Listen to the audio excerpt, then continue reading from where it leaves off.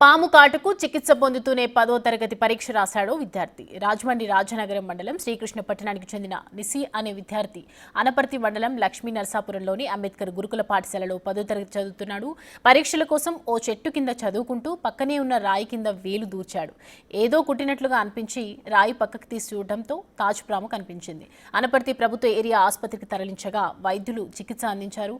విద్యార్థి ఆరోగ్యం నిలకడగా ఉందని, ఇలాంటి ఆందోళన అవసరం లేదని వైద్యులు తెలిపారు. 3 రోజుల పాటు ఆసుపత్రిలో పరిశీలనలో ఉంచి డిశ్చార్జ్ చేస్తామని చెప్పారు. అయితే సోమవారం పరీక్షలు ప్రారంభం కావడంతో ఆసుపత్రి నుంచి ఉదయం నేరుగా పరీక్షా కేంద్రానికి వెళ్లి పరీక్ష రాశాడు.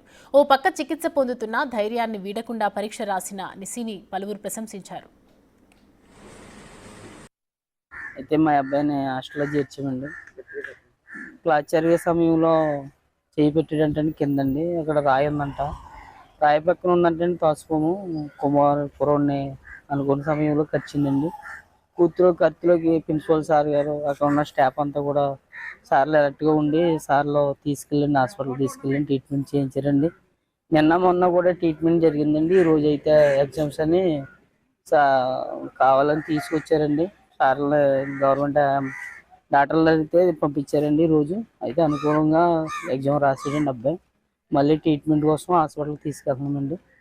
రాయి కింద ఏలాడితే ఏలి మీద పాము కరిచిందండి, తోసిపాము. అయితే సార్లు అందరూ హాస్పిటల్ తీసుకెళ్ళి ట్రీట్మెంట్ చేయించారండి. మళ్ళీ ఈ రోజు నాడు వచ్చి ఎగ్జామ్ రాసి మళ్ళీ ట్రీట్మెంట్ తీసుకుంటే వెళ్తాను.